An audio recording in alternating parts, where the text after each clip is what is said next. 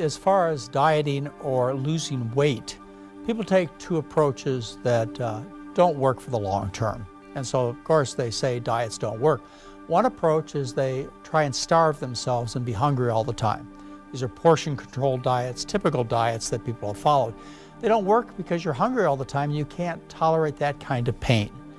The alternative is the make yourself sick diets. And those are the high-protein, high-fat, low-carbohydrate diets. Over the last few decades, there has been an explosion of commercial diets in the US. Most of them revolving around the idea that eating few carbs and lots of animal protein helps with weight loss. All orchestrated by multi-million-dollar ingenious advertising campaigns and celebrity endorsements. As a result, nowadays most people associate carbs with weight gain. For many years, I worked really hard to cut my carbs, without any long-term results and without fully understanding why I was doing it. I wanted to find out what the latest science had to say about these low-carb diets. Robert Atkins, some years ago, in 1973, published his first book, in which he argued that it's not the problem with the fat, it's not the problem with the protein, but mostly fat. He said, that's not the problem. The problem is we consume too much carbohydrate. And he made that point. We should be consuming a low-carb diet, he said. And then many other people wrote the same thing. The South Beach diet is only a copycat, for the most part, of the Atkins diet. The Zone diet is basically a copycat, different name. The blood type diet, in many regards, is also a copycat. Good calories, bad calories.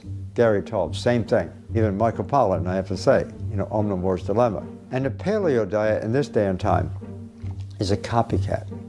They may give it different names. They may try to throw out, different kinds of arguments for why that's right. They're all wrong. Everybody wants to hear good news about their bad habits.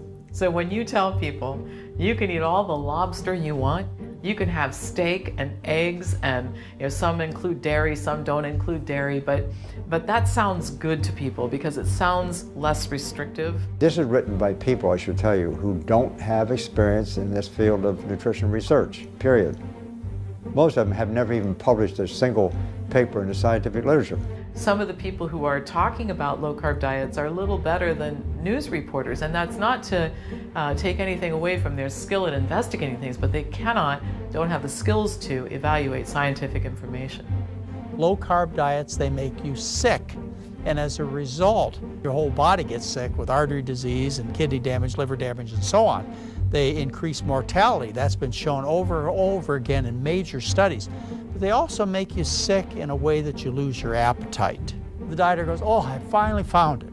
And then you go into ketosis, you lost your appetite. As a result, you're able to sustain yourself without thinking about food all the time because you're sick. These diets are dangerous, and people should not be on them. Well, the biggest lies in the world are the ones that have a little truth. We all know that. It's a great tactic.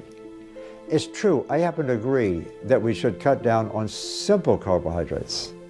You see, that's out of context of the whole. Sugar, white flour. That makes sense. So in that sense, there's a little truth. But they don't always point that out. They just say low carb, low carb, low carb. Listen, forget about what you like and dislike.